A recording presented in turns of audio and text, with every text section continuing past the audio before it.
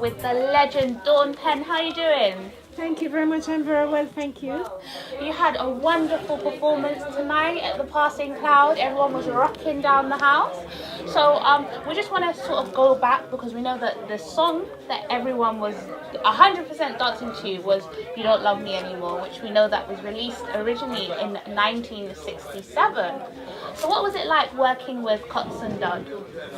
Mr. Dodd was a producer that had a lot of initiative and foresight into perspective or people who had a niche to be something in the business of recording music.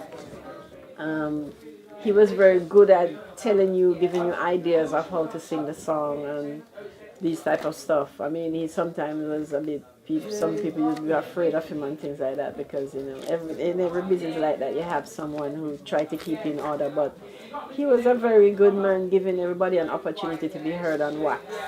Right. Yeah. So how did that song come about, You Don't Love Me Anymore? You Don't Love Me Anymore is all about your first love cheating on you and you're getting sad. I don't really like to discuss certain things. It comes like it brings back everything back into my memory box when you talk about your first love. And you know, you said this is my first love, but it kind of failed, if you know what I'm saying. Yes. And it's better than really if you're married because then it's pure problems. I mean, real problems, and then, you know, you have some with families and, you know, money oriented and all this type of stuff. So life, you know, is a learning curve, and it also gives you the opportunity to experience certain things. Right, but that song helped to mend a lot of broken hearts out there. I noticed. So we know that you also worked alongside the legend Prince Buster. Well, Prince Buster was a producer who was on Orange Street and North Street, yes? Mm. And it turns out that I used to live at 133 Luke Lane, which was behind there. Right. Right? Rockers International up one side, Beverly's up at the top on North Street. Prince Buster is down Orange Street, just from Rockers International, and cross the road is Coxson Record Shop. And then you have Clancy Eccles doing his tailor business, and that is Charles Street. And then the next block down, Beeson Street, is where Mr. Robinson, Jetstar, and all these people were supposed to be doing their stuff. So, you know, it was a hub of music, but no one knew that the music had the longevity like how we were thinking, and we didn't look into that aspect. What we were doing was just creating music and making sure it get on record, and we're happy to hear our names on the radio because we never did no legal thing like have a lawyer, have a manager. The copyright thing, we had PRS down there, but the thing was a kind of joke business because how can you write a song and put it in an envelope and post it to yourself? How that work? I mean, until you have a case, you can't even open it. And if you're looking for it, if it is so long and you can't find it, I mean, you don't have a case. Sorry. So,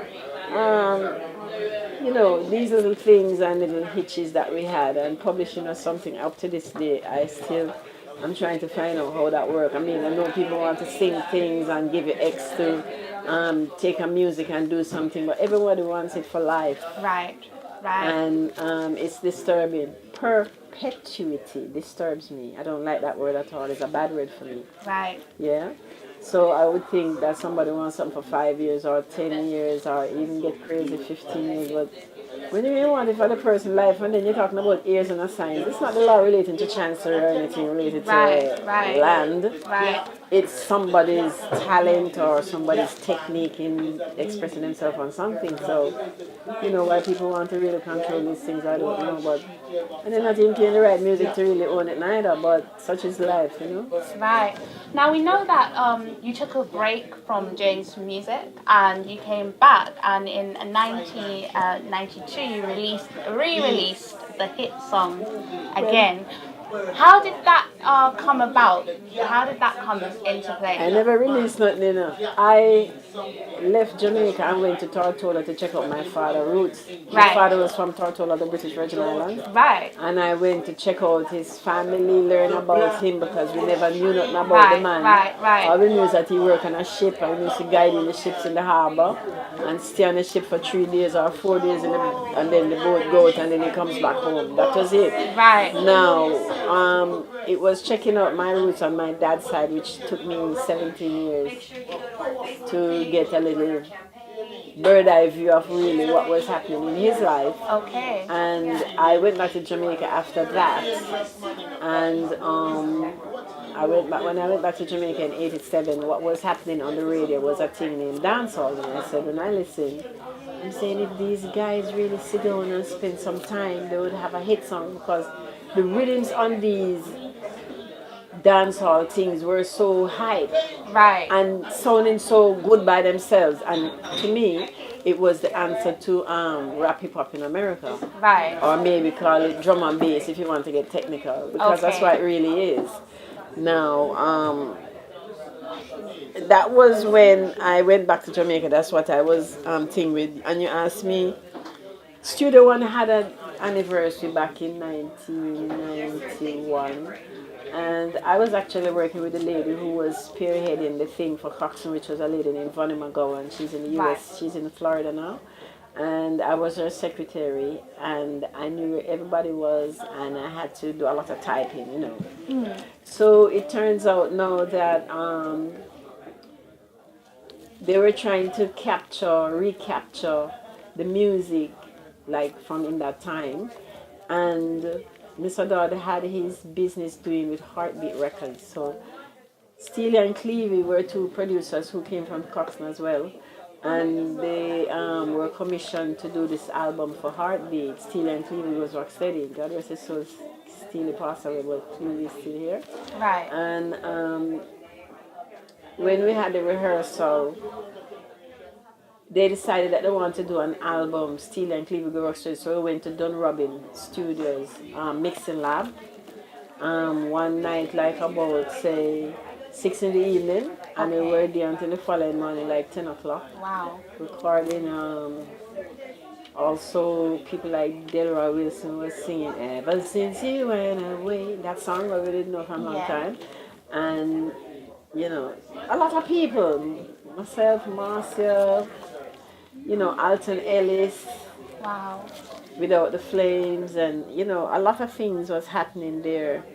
And when the album went out, my song was running the album because it hit the Billboard charts at number 77 with a Red Bullet, and then it went up the thing, so they had to take it off and put it on vinyl and all this type of stuff. And then Heartbeat, I think, did the masters, and Atlantic, Big Beat Atlantic got it, and then I got a deal. I had a choice with some other labels, but I said to myself, I like Aretha Franklin, so I was hoping in myself I would even meet Aretha Franklin. I never met Aretha Franklin yet. But Atlantic really marketed the track. So they didn't market me, the artist, and I said to myself, I think it's a good thing because at least I can walk on the street, I can go on the bus. Right. And people don't know me like that. And it was really fun. Really going out and people don't know me, but then people started recognizing me from the video now. Wow. So, you know, a lot of little madness used to happen because there was this case where this man from VH1, when I was working at Virgin Megastore, came in there and said, "You look like somebody I know." I said, "Me? I don't think so." So he went back for about an hour and he came back and he said, "Oh yes, I know where I saw you in this video."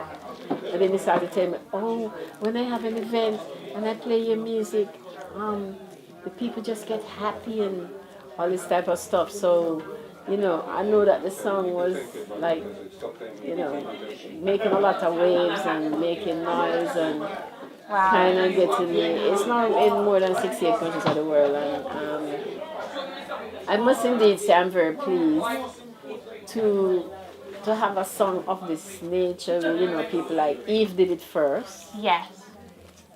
And then, you know, it was people like Wu-Tang Clan who signed to Atlantic. Then you had J Mills. And then you had like Rihanna and Beyonce and Lily Allen and all these different people, and then the movie aspect of it, and the commercials from Churchill and Nissan. I was living across from, I was up in North London, not North London, what do you call it now? Yeah, North London. Across from where Nissan place was. Right. And these people had a deal to go do commercial with the track. I said to myself, oh my God, and I never even know to go to these people. A man said, why you don't go and tell them I get a car from them or something? But me never bother pursue. But I was actually living in front of where Nissan was. Yeah, and it was funny. I didn't know anybody there. I just sort of felt out of place to actually be going there to go talk to them, I don't know why. Well, it's never too late. I know.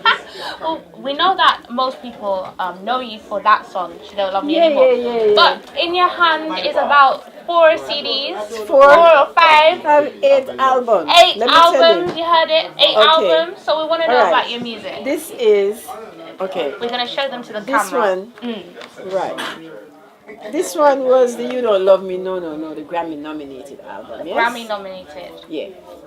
That's like winning the Grammy anyway, because once you get nominated, I mean you get past thing, right? Right. A certain threshold. Right. Then you had another one which I don't have called Come Again that I co-produced with a guy named Delroy Williams, who was the manager for Desmond Decker. Right. We used to go tour with them a lot. We do 30 shows in a month. Every night we're on stage. Holland, Spain, Italy, France, Luxembourg, everywhere. Brussels, Effender, Rotterdam, Amsterdam. We hit in the cities, the major cities, Barcelona,